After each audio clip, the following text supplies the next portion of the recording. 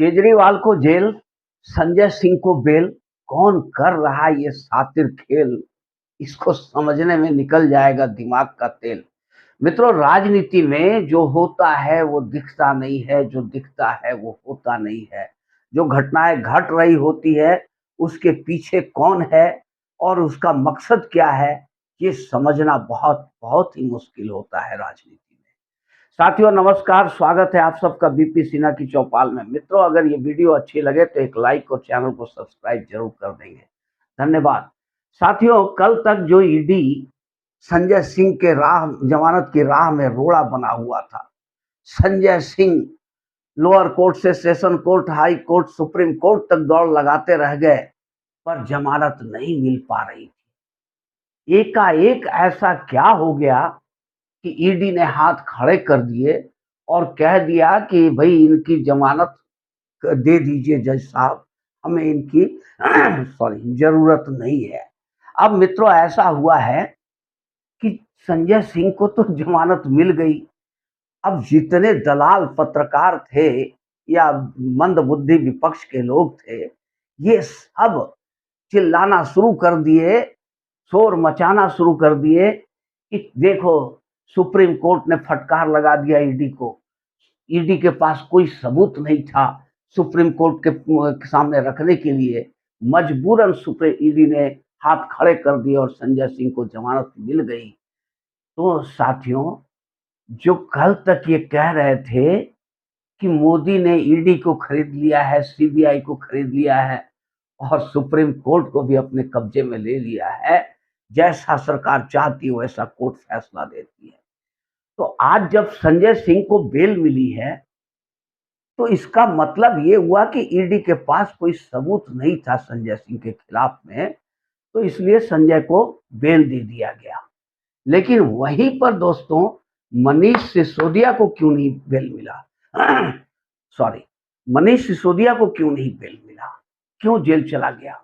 यहाँ तक कि क्यूरेटिव पिटीशन भी जो मनीष सिसोदिया ने दायर किया था, उसे भी कोर्ट ने खारिज कर दिया।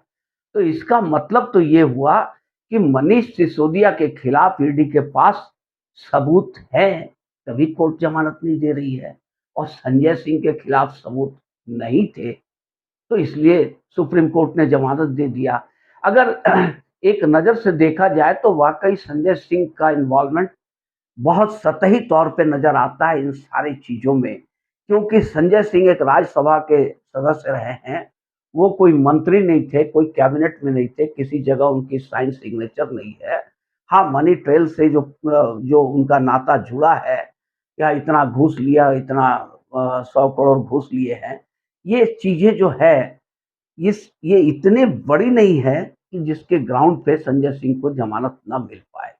तो फाइनली ईडी ने कह दिया कि हमें जरूरत नहीं है इनकी, आप इनको जमानत दे सकते हो। अब मित्र, जो हंगामा मचा हुआ है विपक्ष में, ये सचमुच मंदबुद्धि विपक्ष है। इन्हें मोदी का खेल समझ में आता नहीं है। कैसे, कहाँ पे, किस ग्राउंड पे खींच कर मोदी इन्हें लाते हैं और अपनी ही पिच पे खेलने पर मजबूर कर देते हैं। अब मित्र, ऐसा है कि ईडी ने जब मना कर दिया कि हम कोई विरोध नहीं करेंगे संजय सिंह का, तो इसके पीछे कोई गहरा राज जरूर छिपा हुआ है। क्योंकि ईडी अगर चाहती तो संजय सिंह का बेल नहीं हो पाता। 50 सबूत ईडी के फाइल में पड़ी हुई है, जिनके ग्राउंड पे वो संजय सिंह की जमानत से मुखालफत कर सकती थी और रोक सकती थी, पर ऐसा ईडी ने नहीं किया। अब इसके पीछे जो कयास लगाए जा रहे हैं, वो तरह तरह के कयास लगाए जा रहे हैं। कहा जा रहा है कि इसके पीछे भी मोदी जी का हाथ है, कि जो केजरीवाल को जड़ से उखाड़ फेंकने के लिए, नस्ता नाबूद कर देने के लिए संजय सिंह को बेल दिया गया है। क्योंकि केजरीवाल जेल से सत्ता चलाना चाह रहे थे, सरकार चलाना चाह रहे थे, और फाइनली जब उन्होंने ये देखा कि जेल से संभव नहीं है, तो उन्होंने अपनी पत्नी सुनीता केजरीवाल को प्रोजेक्ट करना शुरू कर दिया मुख्यमंत्री के पद पे।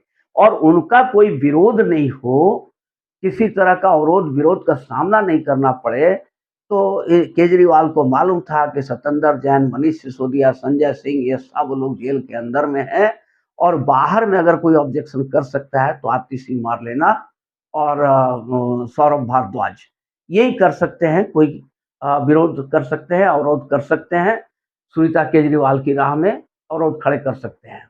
तो इसलिए केजरीवाल ने जाते-जाते इन दोनों को भी फँसा दिया कि भैया विजय नायर मेरे को रिपोर्ट नहीं करता था, वो आतिशी मार लेना, और सौरभ भारद्वाज को रिपोर्ट करता था, आप इनसे समझिए।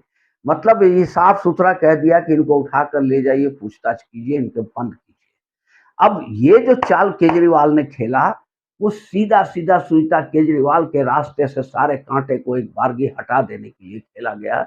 ये तुरुप का इक्का था केजरीवाल का। लेकिन यहाँ पे शेर के ऊपर सवा शेर है। केजरीवाल समझते हैं कि हम ही इस दुनिया में सबसे बड़ा बुद्धिमान, सबसे ज़्यादा चालाक और सबसे शातिर है।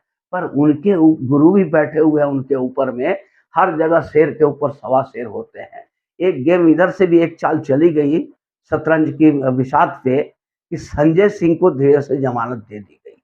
अब संजय सिंह सबसे बड़ा अवरोधक बन के खड़ा हो जाएंगे सुनीता केजरीवाल की राह में, मुख्यमंत्री बनने की राह में। और जैसे ही संजय सिंह अगर बनते हैं मुख्यमंत्री, तो केजरीवाल का नामो निशान मिट जाएगा, क्योंकि केजरी तो अभी आने वाले हैं नहीं। 2 ढाई साल तो अभी वो जेल में ही रहेंगे, जेल से निकलने वाले नहीं है, और जब निकलेंगे तब तक उनका सारा चीज तहस-नहस बर्बाद हो चुका होगा। इमेज तो अभी खत्म हो गई है, और तिहाड़ी बनकर लौटेंगे तो जनता उनको कोई भाव देने वाली नहीं है। इसलिए दिल्ली की सत्ता से, दिल्ली से हमेशा-हमेशा के लिए, भारत की राजनीति से हमेशा-हमेशा के लिए केजरीवाल और उनका परिवार खत्म हो जाएगा। साथियों, यहाँ तक साथ बने रहने के लिए बहुत-बहुत धन्यवाद।